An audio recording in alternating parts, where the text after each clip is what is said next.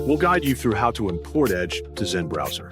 If you find this helpful, don't forget to like and subscribe. People search for this tutorial because they want to move their browsing data from Edge to Zen browser without losing saved settings.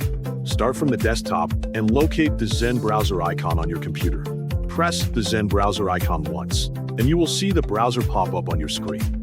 Wait a few moments until the browser finishes loading completely before continuing to the next step. When the browser is done loading, look at the top right of the screen near the minimize icon. You will find a three-dot icon there that opens the browser menu. Click the three-dot icon to continue.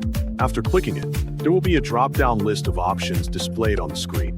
Navigate through the drop-down menu and hover your cursor over the settings option located near the bottom of the drop-down above the More Tools section. Click Settings to open the browser settings page. Once the settings page opens, go to the General section in Settings.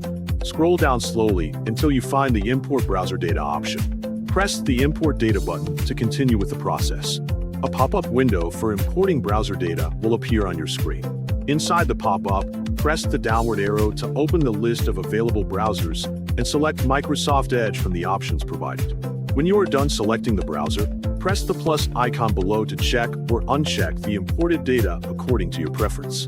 After choosing the data you want to transfer, click the Import button to begin importing the browser information. Wait for the process to finish completely.